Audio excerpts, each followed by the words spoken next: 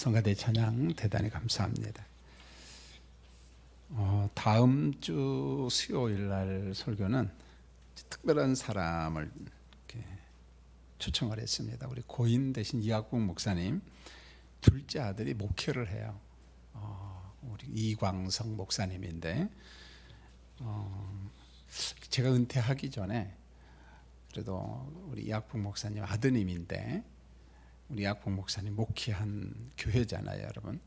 와서 설교를 좀 하라. 원래는 이제 12월 17일 주일 오후에 이렇게 하도록 했는데 아마 교회 형편 때문에 그날 여의치가 못한 것 같아요, 보면. 그래서 어머니, 사모님도 모시고 오고 가족들 와서 설교도 하고 찬양도 좀 하고 또 우리 교인들 어머니, 사모님이랑 얼굴도 좀 보고 그랬으면 좋겠다 싶어서 제가 오라고 했습니다.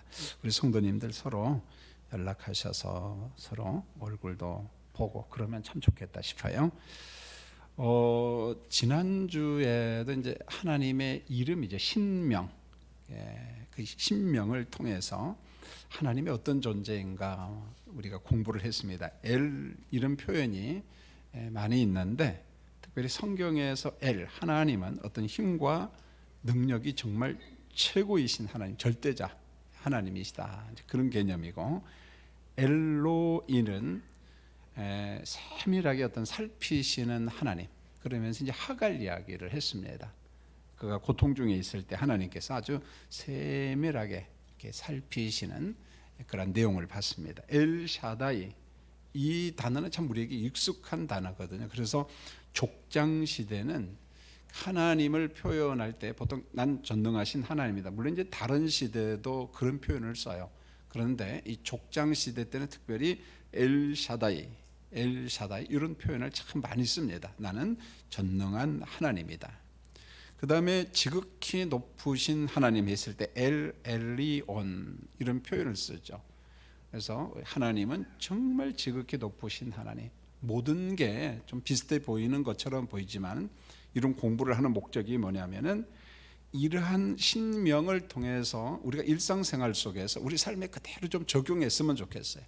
그래서 우리가 기도할 때 그저 하나님 뭐 그렇게 해도 상관이 없습니다만은 이런 다양한 신명을 통해서 하나님의 이름을 통해서 좀 하나님을 깊이 경험하고 또 그분과 교제하는 그런 시간이 좀 되었으면 합니다. 오늘은 이제 엘로힘, 여호와, 아도나이, 아주 우리에게 익숙한데 이 세 단어를 통해서 하나님의 성품, 하나님의 속성에 대해서 공부를 하려고 합니다. 자, 첫 번째로 엘로힘은 어느 때 주로 이 단어를 쓰냐면은 이방인을 포함한 세상을 대상으로 할 때 엘로힘이라는 단어를 종종 씁니다. 왜 그러냐면 우주 만물을 누가 창조했다? 엘로힘. 그 다음에 그 우주 만물을 누가 통치한다? 엘로힘. 이런 겁니다. 그러니까 여러분 이방인도 우주 만물 속에 다 포함되어 있잖아요. 보면 그들에게 어떤 선언적 의미가 있잖아요. 보면 그래서 창세기 1장 1절에 보면 태초에 하나님이 천지를 창조했습니다. 세상을 향한 선언이에요. 선포입니다. 누구한테 뭐 설득하고 하나님이 이렇게 했어 믿어줘 그런 게 아니라는 거죠. 믿든지 말든지 좋다. 하나님께서 천지를 창조했다라고 선포를 해버리는 겁니다.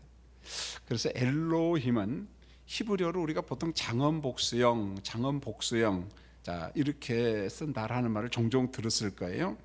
자, 히브리어로 복수형 하면은 오해할 수도 있어요.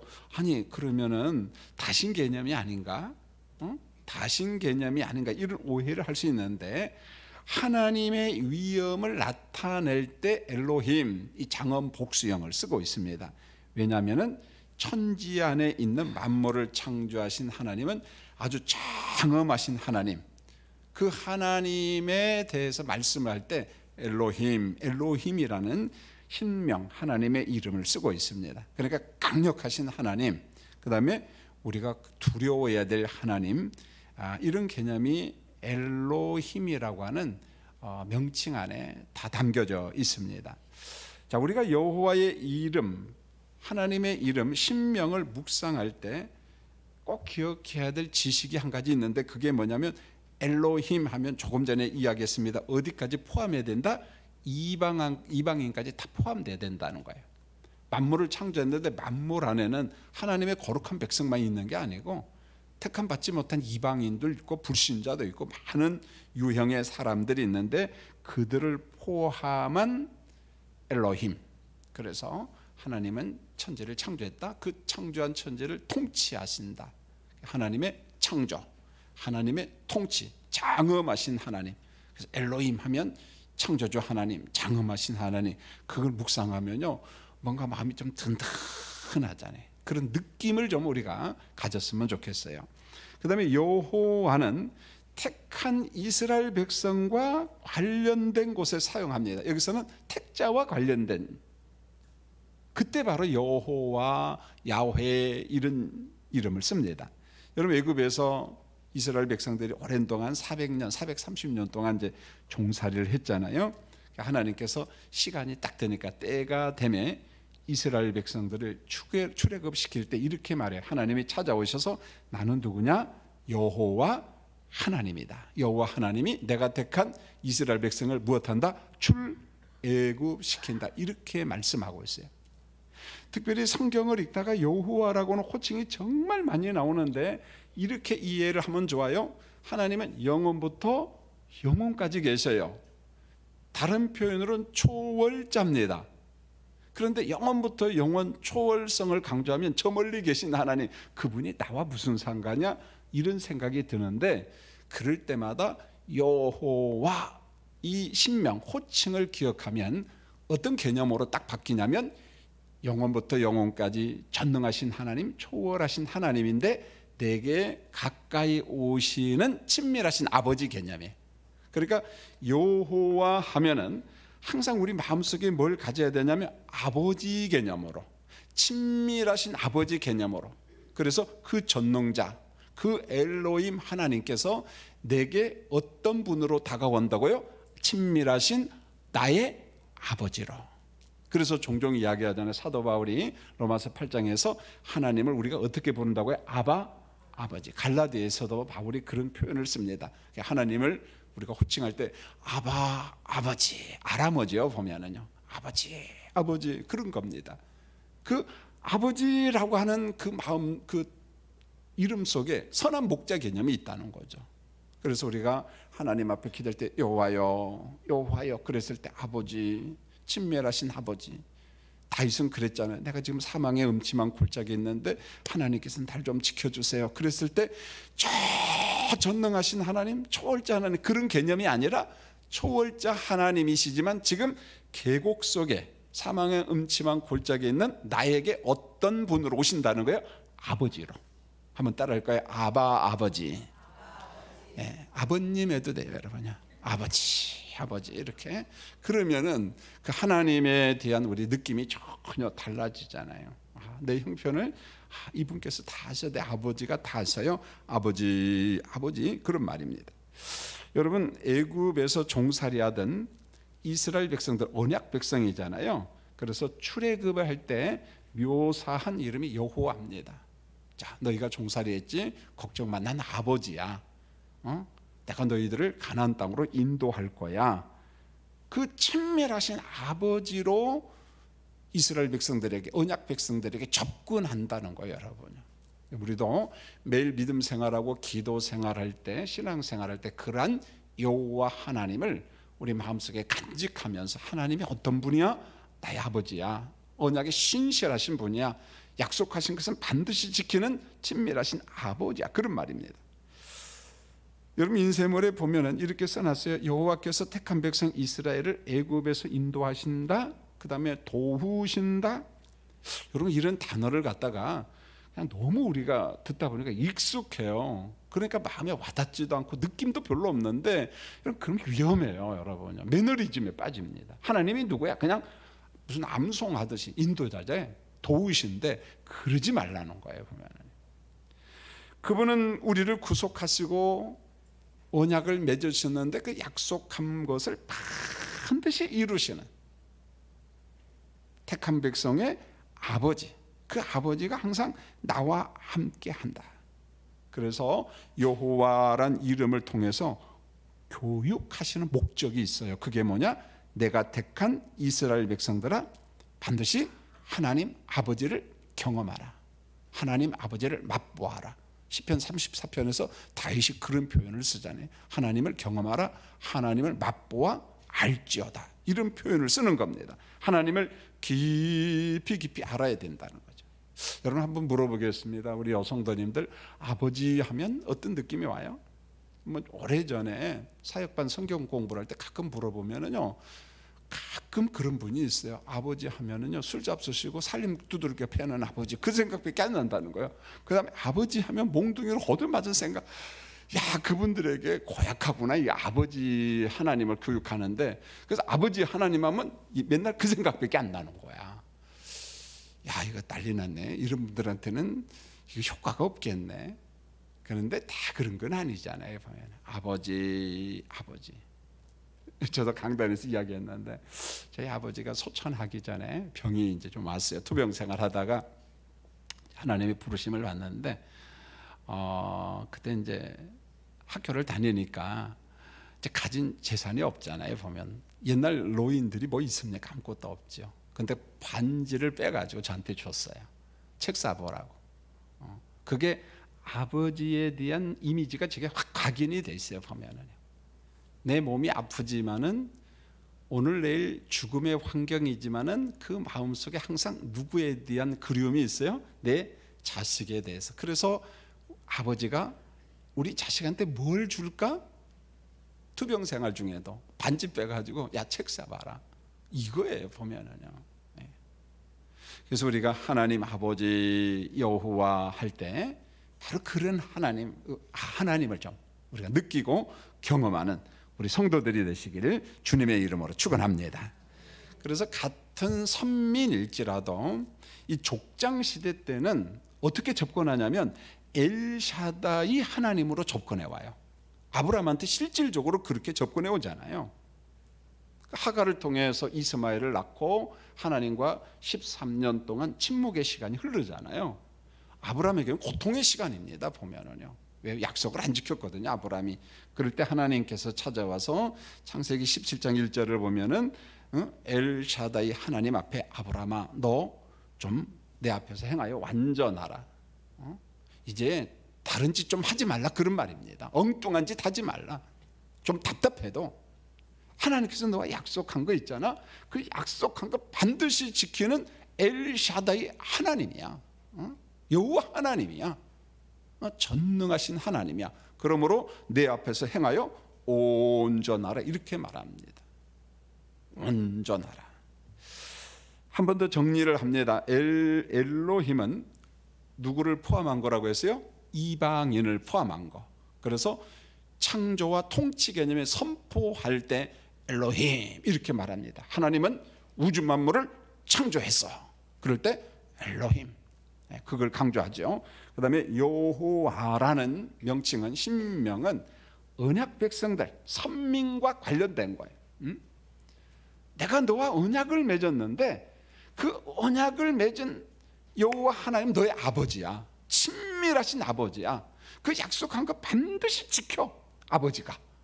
그래서 여호와 하면은 아버지, 친밀하신 아버지를 기억하면 좋겠어요. 엘샤다이는 주로 족장 시대 때 이 말이 많이 사용됐다는 거죠. 나는 전능한 하나님이다. 너는 내 앞에서 행하여 완전하라, 완전하라. 그래서 엘로힘 하면은 장엄 복수형인데 하나님의 창조, 하나님의 통치하심, 이것과 관련된 것으로 선언적 의미가 있어요. 하나님은 우주 만물을 창조하신 분이다. 그걸 기억했으면 좋겠어요. 자, 두 번째로 우리에게 가장 익숙한 이름은 여호와, 지금까지 쭉 설명했습니다. 야훼라는, 이게 어떻게 읽어야 맞는지 잘 모르겠어요. 읽기가 참 어렵죠. 보면 그냥 여호와 해도 상관이 없고 야훼 해도 상관이 없습니다. 옛날에 여의도 순복음교회 조 목사님은 야훼요 했는데, 그래서 왜 저분은 특별하게 하느냐? 아니, 그렇게 읽어도 상관이 없어요. 야훼 이렇게 해도 상관이 없습니다. 자, 하나님은 모세에게 자신을 소개할 때 어떻게 소개하냐면 출애굽기 13장 14절에 나는 스스로 있는 자라, 이렇게 말합니다. I am that I am 이렇게 말합니다. 이렇게 말할 수도 있습니다. 나는 스스로 존재하는 자다. 하나님의 존재하심에 대해서 하나님께서 모세에게 찾아와서 나는 스스로 있는 자다. 모세에게 그렇게 이야기를 합니다. 자, 앞에서 설명한 것처럼 여호와 하나님 이름 여호와라고 하는 신명은 자기 백성, 언약 백성, 선민과 관련된 호칭이라는 거, 이름이라는 거, 그걸 꼭 좀 기억했으면 좋겠습니다. 그래서 하나님이 주신 그 언약, 거기에는 은혜가 담겨 있어요. 은혜. 여호와 하나님이 누군가 언약을 맺을 때 그 속에 엄청난 은혜가 포함되어 있어요. 은혜가 담겨져 있다는 겁니다. 여러분, 은혜의 언약을 맺은 사람이 참 많은데 가장 대표적인 사람이 아브라함과 그럼 다윗이잖아요. 자, 한 번 더 공부를 합니다. 은혜의 언약을 공부하기 전에 우리는 먼저 행위 언약이 먼저 한 번 더 공부를 하려고 해요. 여러 번 들었어요. 그런데 물어보면 알아요, 몰라요? 제가 볼 때는 잘 몰라요. 그러면 지극히 정상이에요, 여러분요. 왜? 또 들으면 되니까. 수요일 날 오신 분 진짜 잘한 거예요, 여러분. 할렐루야. 비꼬는 말이 아닙니다, 여러분요. 자꾸 들어야 돼요, 여러분요. 들으면 됩니다, 보면. 뭐 우리가 뭐 입시 준비하는 것도 아니고 이건 무슨 시험 보는 것도 아니고, 그러니까 이걸 뭐 아는 게 많지는 않죠, 보면은. 자, 하나님이 맨 처음 주신 언약이 무슨 언약이냐면 행위 언약이에요. 자, 하나님과 아담과 맺은 언약이 행위 언약인데 행위라는 단어가 들어갔잖아요. 그럼 무슨 말입니까? 언약을 지킬 때 반드시 뭐가 동반해야 된다는 말이요? 행위가 동반해야 돼요. 이게 행위 언약의 특징이에요. 그 안에 행위 언약이라는 단어 속에 정답이 다 있는 겁니다. 행위가 따라와야만이 됩니다. 그런데 하나님께서 아담과 언약을 맺을 때 선악을 알게 하는 열매를 따서 먹으면 어떻게 해요? 반드시 죽는다. 그러면 따서 먹었어. 그럼 어떻게 되는 거예요? 반드시 죽어야 돼. 이게 행위 언약이야. 만약에 따먹지 아니했다면은 죽음이 없는 거예요, 여러분요. 지속적으로 영생의 복을 누리는 겁니다. 에덴 동산의 삶을 누리는 거예요. 무슨 새하늘과 새 땅 같은 게 왜 필요합니까? 이러면 에덴 동산의 회복이 왜 필요하냐는 거예요. 죄의 삭은 사망이라는 행위 언약을 위반했기 때문에 거기에 대한 대가로서 사망과 저주가 온 거죠, 보면은. 자, 아담은 이제 행위 언약을 위반했어요. 따서 먹었습니다. 그 결과 죄의 삭은 사망이 온 겁니다. 행위 언약을 위반한 아담과 또 다른 행위 언약을 맺을 수 있어요, 없어요? 여러분, 함정 없어요, 여러분요. 아담이 행위 언약을 위반했죠? 그렇다면 그 아담하고 행위 언약을 맺을 수 있어요? 끝났는데 무슨 언약을 맺어요? 이미 저주받고 끝난 사람인데. 그래서 이미 죄로 죽은 자와 행위 언약을 맺을 수 없어요. 자, 아담이 타락한 이후에 하나님이 행하신 선물이 있어요. 축복이 있습니다. 복이 있어요. 그게 뭐냐? 은혜 언약을 주신 겁니다. 그래서 우리 성도님들이 성경을 읽다가 행위 언약하고 은혜 언약을 동시에 알아야 돼요. 그래야지 은혜 언약이 부각이 되는 겁니다. 행위 언약이 뭐고 은혜 언약이 뭐냐, 이걸 꼭 기억해야 돼요. 그런데요, 은혜 언약의 특징은 행위가 동반되어야 되는 조건이 있어요, 없어요?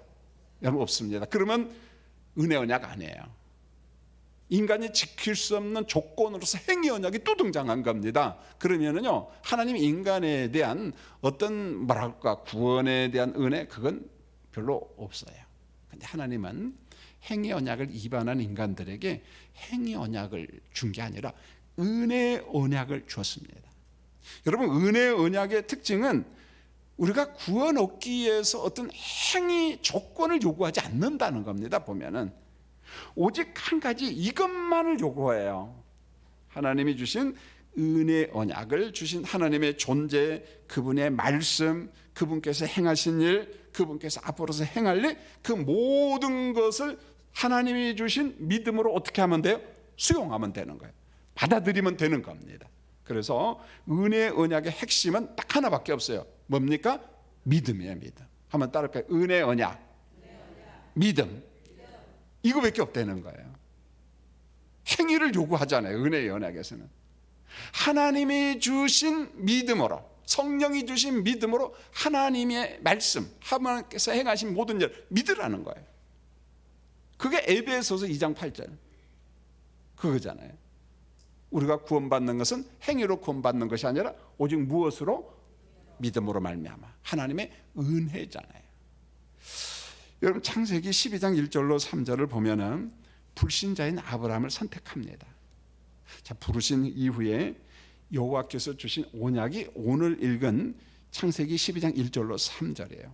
내용은 이런 겁니다. 너로 큰 민족을 이루게 하신다. 내 이름을 창대케 하신다. 너는 복이 된다. 땅의 모든 족속이 너로 말미암아 뭘 받아요? 복을 받는다. 예. 이 복은 단순히 물질의 복이 아니에요. 뭐 그걸 포함해도 상관이 없습니다. 그러나 이때 복은 구원의 복입니다. 구원의 복. 그래서 이 아브라함과 맺은 언약의 핵심이 뭐냐면 아브라함 너의 후손 가운데 오실 메시아를 통한 구속의 복이 있을 것이다라고는 언약을 체결한 겁니다. 너는 복의 통로가 될 것이다. 복의 통로가 될 것이다. 아브라함 너의 후손 가운데 오실 메시아로 말미암아 영혼들이 무엇을 받는다? 복을 받는다. 이때 복은 어떤 복이에요? 우리가 건진받는 거예요. 구원받는 겁니다. 구원의 복이 있을 것이다.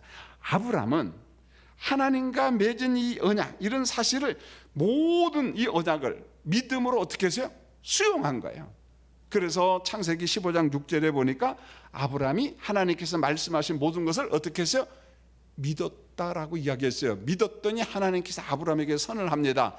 너로 하여금 뭐라고요? 의롭다 여겨 주시는 거예요. 아브라함이 구원받는 것은 행위로 구원받았나요? 아브라함이 구원받은 건 뭐죠? 믿음으로. 여러분이 구원받은 것도 아브라함의 구원과 똑같아요. 믿음으로 구원받는다. 오늘 그 말씀을 하고 있습니다. 자, 성도님들, 이제 사무엘하 7장 12절로 13절에 보면 여호와가 다윗에게 주신 언약이 나오는데 이렇게 말했어요. 내 몸에서 날 내 씨가 영원히 견고한 나라를 세울 것이다. 영원히 견고한 나라를 세울 것이다. 여러분 세상에서 영원히 견고한 나라가 있어요, 없어요? 없어요. 그럼 영원히 견고한 나라는 장차 오실 메시아를 통해서 이루어질 하나님의 나라죠. 하나님의 나라. 영원히 견고한 하나님의 나라. 자, 그 다음에 하나님께서 다윗과 맺은 언약 가운데 이런 말이 있습니다. 하나님의 이름을 위하여 집을 건축할 것이다. 이렇게 말했어요. 문자적인 의미로 집은 뭘 것 같아요? 솔로몬 성전이잖아요. 그런데 솔로몬 성전이 영원해요? 안 영원해요? 파괴되잖아요. 바벨론에 의해서 파괴되고 로마의 티토 장군에서 파괴되고 지금도 솔로몬 성전이 완벽히 파괴되었어요. 몰라요? 안 가보니까 몰라요? 파괴됐잖아요. 그 자리에 지금 뭐가 있어요? 무슬림이 있잖아요. 무슬림 이슬람 사원이 있잖아요. 한쪽 귀퉁이에 무너진 벽이 있고 통곡의 벽이 있고 한쪽 귀퉁이에서 와가지고 말씀을 읽고 그러잖아요. 이스라엘의 꿈이 뭡니까? 성전을 회복하는 거죠. 그런데 그 회복을 누가 맡고 있어요? 무슬림이 맡고 있는 거예요, 여러분요. 그러니까 맨날 무엇하는 거예요? 전쟁하는 거잖아요, 보면은요. 언젠가 그 엄용군 목사님 설교할 때 그 말 참 은혜를 받았어요. 이거잖아요. 유대교인이든 무슬림이든 성경에서 말씀한 메시아를 믿지 아니하면 진정한 평화 있어요, 없어요? 없습니다, 여러분요. 예수님 올 때까지 전쟁해요, 그 사람들이요. 예수님 올 때까지 전쟁합니다. 어떤 방법으로도 막을 수 없어요. 이미 오신 메시아를 인정하지 않거든요, 보면은요. 그러니 문제가 해결이 안 되죠. 왜요? 여전히 이스라엘 사람들이 기다리는 메시아는 정치적인 메시아거든요. 싸우고 파괴하고 깨뜨리고 두들겨 패고, 그러니까 평화의 메시아가 아니거든요. 그 양보 안 하는 겁니다. 그런데 저기에 어떻게 진정한 평화가 있겠어요? 없는 거예요, 보면. 여러분 기도해 주세요. 이스라엘 사람들이 정말 성경에 계시된 그 메시아, 그 예수 그리스도를 그들의 구주로 영접하도록, 심지어 무슬림도 예수 그리스도를 구주로 영접하는 은총이 임하지 아니하면은 전쟁은 중단되지 않습니다. 아마 그러다가 예수님이 오시겠지요, 여러분요. 자, 문자적인 것은 솔로몬 성전인데, 그러나 땅의 성전은 영원한 성전이 없어. 심지어는 하나님의 나라에는 건물로서 성전이 있나요, 없나요? 여러분, 건물로서 성전이 없어요. 하나님이 성전이고 그리스도가 성전입니다. 건물로서 성전이 없습니다. 오로지 거기에는 거룩한 성 새 예루살렘만 있습니다. 그게 교회 공동체예요. 건물로서 성전은 없습니다.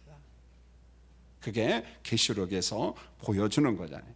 자, 우리는 여호와를 묵상할 때 성경에 있는 다양한 언약을 기억할 필요가 있어요. 많은 언약이 있잖아요. 자, 스스로 존재하신 여호와가 자기 백성과 언약을 맺었잖아요. 그 언약을 맺은 것을 반드시 이루시는 아버지라는 거예요. 그래서 하나님께서 누구와 언약을 맺었다? 여호와 하나님의 언약을 맺었다라고 했을 때는, 여호와 언약했을 때 아버지, 친밀하신 아버지가 맺은 언약은 반드시 이루시는 선한 목자로서 아버지.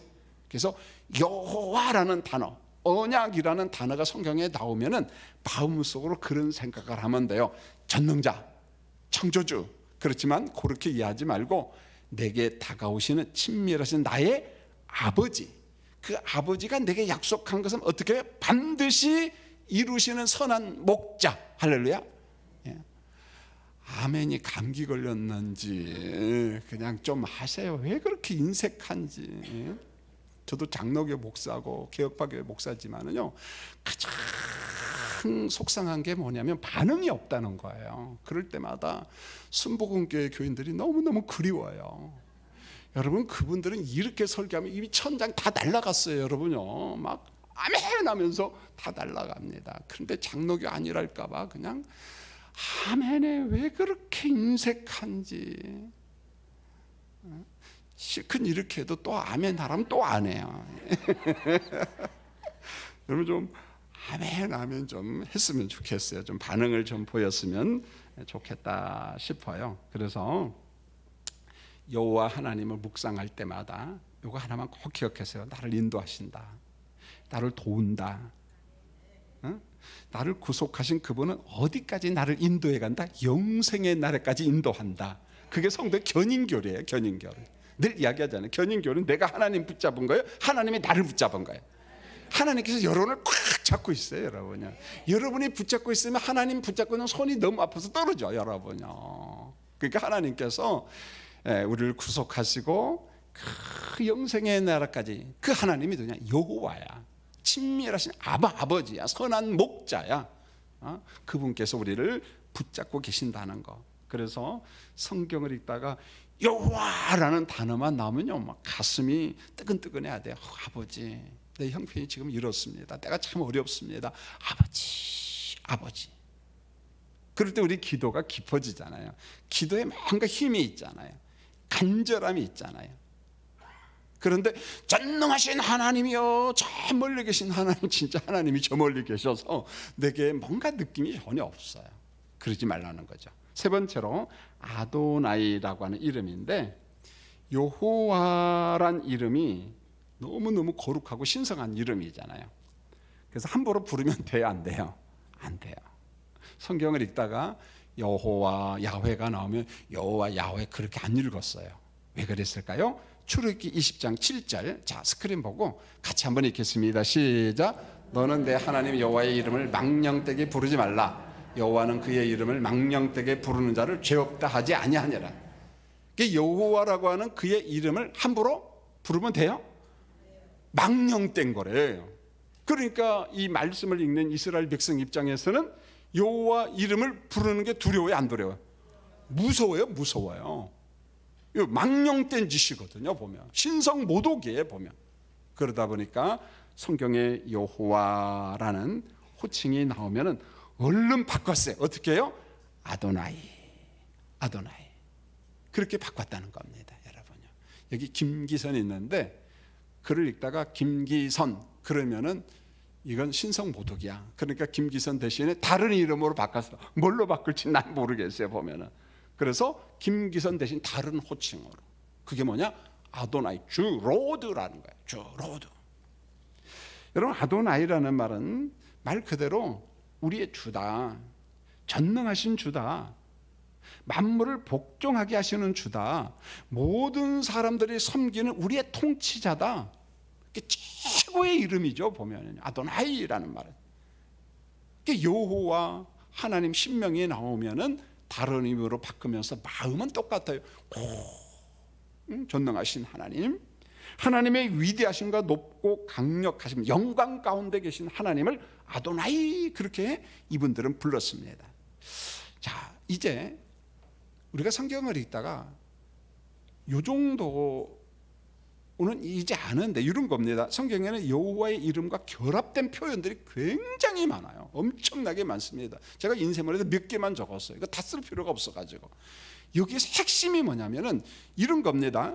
창세기 22장 14절이면 여호와 이래 그랬거든요. 여호와가 준비하신다. 그런데 제가 지금까지 설교한 것을 적용해야 돼요.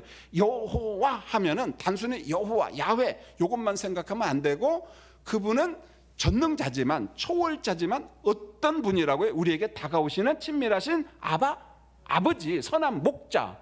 그러니까 여호와 이래, 여호와가 모든 걸 준비한다, 이렇게 받아들여. 여호와는 나의 아버지다. 그래서 그의 백성의 필요를 어떻게 한다? 준비하신다는 거예요. 그러니까 여호와 이래 하면 여호와께서 준비하신다. 여기 아버지가 들어가는 게 좋다는 거예요. 아버지가 자기 백성의 필요를 어떻게 한다? 준비하신다. 여호와 이래. 여러분의 필요를 어떻게 해요? 준비하시는 하나님이시라는 거예요. 그런 식으로 전부 다 적용을 해야 돼요. 그래서 에스겔서 48장 35절에 보면 여호와 삼마, 여호와가 거기 계신다 라고 말할 때 여호와 앞에 우리는 누구를 갖다 붙이면 돼요? 아버지, 아버지. 다 그렇게 아버지가 거기 계셔. 우리 아버지가. 사사기 6장 24절 여호와 샬롬, 여호와는 평강이시다. 그 여호와는 나의 아버지야. 그거는 샬롬이야, 평강이야. 그런 겁니다. 출애굽기 17장 5장 여호와는 니시, 여호와는 나의 깃발이다, 나의 승리자다. 출애굽기 15장 26절 여호와 라파, 여호와는 뭐다? 치료자다. 여기다 뭘 갖다 붙이자고요? 아버지. 그 여호와는 나의 아버지야. 내가 병들었어, 내가 너무 힘들어. 그런데 아버지께서 내 병을 고쳐주셔. 어디가 아파? 내가 고치마. 그런 거예요 여러분. 대단히 중요하다는 거죠. 시편 23편에 여호와 로해, 여호와는 나의 목자시니 내게 부족함이 없으리라 했을 때 여호와는 또 뭘 갖다 붙이자는 거야? 나의 아버지. 자, 이제 아시겠죠? 여호와와 결합된 표현의 단어들이 성경에 엄청나게 많이 나오는데 여기에 오늘부터 잊지 마십시오. 그 여호와 단어 앞에 뭘 갖다 붙이자? 아버지, 선한 목자, 친밀하신 아버지. 그렇게 전부 다 적고 나면은 성경을 읽게 돼 느낌이 전혀 달라져요. 진짜 전혀 달라요. 그래서 우리가 맥주인 성경을 읽기를 하고 뭐 이런 거 저런 거 하잖아요. 그냥 한 번 읽기 위해서 막 줄줄줄 읽어 나갈 수도 있어요. 그런데 와닿는 건 별로 없거든. 내가 한 번 읽었다, 두 번 읽었다, 십독했다, 그거밖에 남는 게 없어요 사실은요. 그게 나쁜 건 아니에요. 좋지요 보면 독수를 올리는 것 같다. 그런데 오늘 저처럼 여호와는 평강이시다, 맞아, 아버지는 평강이시다, 그러다가 그 말씀 앞에서 엎드려서 내가 기도하면서 그리고 또 성경을 읽어가고 또 성경을 읽어가고, 그래야만이 성경 읽는 보람이 있고 기쁨이 있잖아요. 우리 영적 감각기관이 열려지잖아요. 자, 이 중에 한 가지 여호와 이레를 이제 적용하고 이제 설교를 마치려고 하는데, 자, 이런 거잖아요. 하나님께서 아브라함에게 약속의 아들 이삭을 주셨어요. 그런데 어느 날 이때 나이가 한 13살 정도 되는데 아브라함아 너의 아들 이삭을 저 모리아 산에 가서 번제로 드리라. 근데 아브라함이 가잖아요. 기꺼이 순종합니다. 아브라함이 제단에 아들을 올려놨어요. 칼을 잡았습니다. 무섭죠 사실은요. 과연 이렇게까지 해야 되는가라는 갈등이 있죠. 보면은 순종한 아브라함에게 손을 멈추라 지시를 합니다. 그러면서 창세기 22장 12절에 기가 막힌 말씀이 나와요. 자, 여러분 한번 읽어볼까요? 여러분 우리 마음속에 이런 확신이 좀 왔으면 좋겠어요. 보면은 어느 순간인지는 모르겠어요. 자, 읽겠습니다. 시작. 사자가 이르시되 그 아이에게서 내 손을 대지 말라. 그에게 아무 일도 하지 말라. 내가 내 아들 내 독자까지도 내게 아끼지 아니하였으니 내가 이제야 내가 하나님을 경외하는 줄을 아노라. 여기 핵심이 뭡니까? 내가 뭐야? 이제야. 여러분 시점이 지금 어느 시점입니까? 아브라함의 나이가 한 113세가 됐어요. 여러분 오래전에 갈대아 우르에 있는 아브라함을 하나님이 부르셨잖아요. 하나님을 많이 경험했어요. 정말 경험을 많이 했습니다. 엘샤다이, 엘로힘 하나님, 여호와 하나님 엄청나게 경험했습니다. 그런데 이삭을 번제물로 바치는 그 순간에 하나님께서 아브라함에게 이야기합니다. 내가 이제야, 이렇게 말합니다. 아마 하나님을 믿음으로 의롭다 인침받은 구원받은 백성이었지만은 성화 과정 속에 완벽한 믿음의 소유자, 어떤 신앙의 그런 소유자는 못 되었던 것 같아요. 그러다 보니까 하갈을 통해서 이스마엘도 낳고 뭐 이런 일 저런 일도 했는데, 그런데 모리아 산에 가서 이삭을 바치라고 했을 때 아브라함이 어떻게 순종을 합니다. 하나님의 말씀은 이제야, 이제야. 여러분 믿음의 연수가 몇 년이나 되었나요? 20년, 30년, 50년, 80년. 하나님으로부터 어느 순간에 성령의 음성은 네가 이제야 하나님을 경외하는 줄을 내가 아노라. 이걸 반대로 묵상하면은 예수를 믿고 예배당에 다니고 하나님을 믿는다고 하면서도 진정으로 경외함이 없는 사람이 많다는 거예요, 여러분요. 아브라함을 통해서 그걸 이야기하고 있어요. 여러분 어떠합니까? 물론 김 목사한테도 스스로 질문해요. 너는 어떠하냐? 너는 어떠하냐? 구색 맞추기 위해서 그저 적당하게, 그게 아니라는 거예요. 하나님께서 여러분에게 요구하는 게 뭔가요? 아브라함한테 이삭이었어요. 여러분한테 요구하는 게 뭘까요?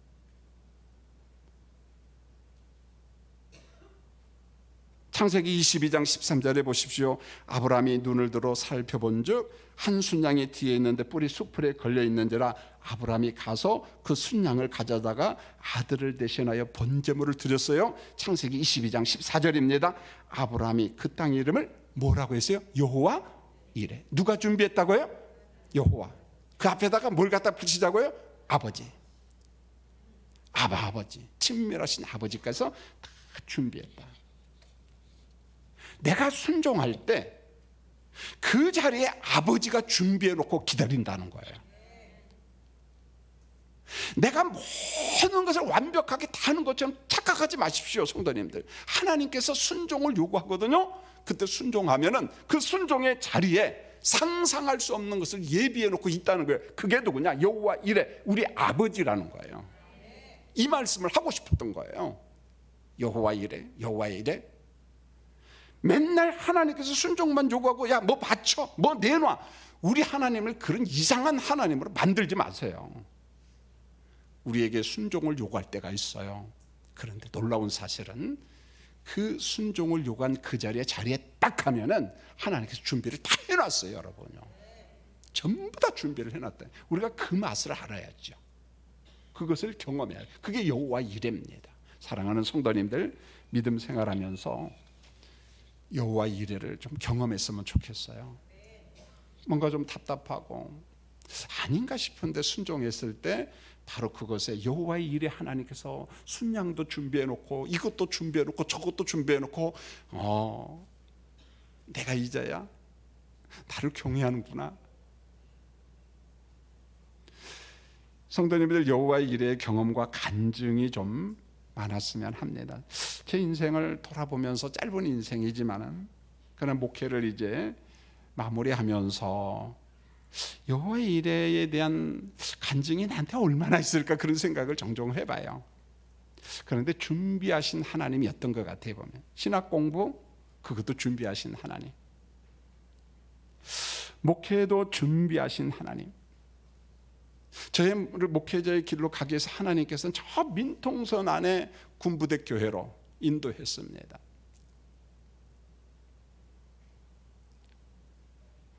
가자마자 저는 뒤지게 얻어맞았어요. 지금도 생각나요. 저 때린 사람이요. 근데 밉지는 않아요. 왜요? 나한테 간증을 줘서 고마워. 이름도 정태길이야, 여러분요. 근데 나중에 우리 인사과 선배인데 대학교는 서울대학교를 다니다 왔더라고. 난 공부만 잘한 줄 알았는데 때리기도 잘하더라고 보니까. 그 정태길이요. 근데 참 감사해요. 왜 맞은가? 여러분 기억나잖아요. 논산훈련소에서 훈련받고 포병투특기를 받고 의정부에 와서 8사단에 대기하다가 막 가다 보니까 저 6사단 최전방까지 들어갔어요. 야, 여기에 교회가 있을까 했는데 웬걸요? 더운 여름 7월달 민통선안에 들어갔는데 빨간 십자가가 보이더라고요. 저는 거기에 완전 가버렸어요. 그래서 인사까지 딱 내려서 대기했을 때 저는 대기 안 하고 어디로 도망갔냐면 그 십자가를 따라갔어요, 여러분요. 정신이 나갔죠. 보고도 안 했어요. 새카만 밤에 민통선 안에 한 놈이 안 보여요. 그 놈이 저예요. 난리가 났었어요, 여러분요. 왜요? 민통선은 이제 전입해 온 사람이 없어졌거든요, 보면. 정확하게 모르는데 한 55명이 제가 전입을 갔습니다. 그 50몇 명은 저를 알잖아요. 보충대부터 같이 갔기 때문에. 제가 예수쟁이라는 것도 알아요, 같이 간 사람들이. 그래서 본부 포대에 있는 사람들하고 전입한 사람들하고 저를 찾아다니는데 막 교회에서 막 울면서 기도했어요. 근데 얼마간 기도했는데 오싹하더라고. 내가 이거 보고를 안 하고 왔지. 그런데요, 예배당 앞에까지 찾아다니는. 근데 교회 안으로는 안 들어왔어. 그때 들려왔어요. 어떤 놈이지 잡기만 하면 죽으리라. 죽인다. 막 이런 소리만 막 들으니까 막 얼마나 떨렸는지요. 야, 이건 난 죽었구나. 아니나 다를까 이제 가서 그날 밤내 맞았어요. 모기가 얼마나 무는지 모기 두들겨 패다가 더 맞았어요. 맞는데 모기 잡는다고. 그런 과정을 통해서 하나님이 목회자로 준비하셨구나. 그리고 그런 과정에 교회를 만나게 하시고 그런 목회자를 만나게 하셨어요. 그리고 어디까지 왔냐면 석간중앙교회까지 왔어요. 그리고 여기에서 하나님께서 은퇴케 하시고 준비하셨다는 거예요. 여러분 건강도 마찬가지예요. 제 건강 회복을 위해서 다양한 병원을 만나게 하시고 다양한 의료진을 만나게 하시고, 어떤 때는요 제 발로 간 병원이 많지가 않았어요. 이 사람이 저를 데리고 가고 저 사람이 데리고 가고, 이 사람이 영동 세브란스, 이 사람이 한양대학병원, 이 사람이 데리고 가고. 그런데 그 과정 속의 결론은 뭐냐? 해피예요. 치료하는 과정이어서 부쩍 힘들었어요. 사실은 엄청 힘들었습니다. 결론은 뭐냐? 여호와 이레라는 거예요. 제가 이야기했죠. 하나님 앞에 순종을 명령 받았을 때 순종의 자리에 가면은 그 자리에 하나님이 다 준비해냈다는 거예요, 여러분요. 우리 그걸 믿어야 된다는 거예요. 꼭 믿으시기 바랍니다. 이제 결론입니다. 성경에 게시된 하나님의 특별한 이름을 한 번 더 묵상했으면 좋겠어요. 여호와 그냥 지나치지 말고 엘로힘, 엘샤다이, 전능자 이런 호칭이 나올 때마다 한 번 더 묵상하면서 내가 믿는 하나님은 누구지? 제가 6번의 설교를 오늘로 끝나는 거예요. 그 무수한 설교를 듣고 성경을 읽을 때 그 하나님의 이름 호칭이 나올 때마다 그냥 대충 넘어가지 마시고, 하나님이 정말 누구지? 그분은 나와 어떤 관련이 있을까? 어떤 분일까? 엘로힘, 여호와, 아도나이, 여호와 이레. 순종을 요구할 때 성도님들 제 간증을 신뢰하십시오. 그 자리에 가면은 하나님이 여호와 이레 준비해 놨다는 거 잊지 마시기를 예수님의 이름으로 축원을 드립니다. 광고 말씀드립니다.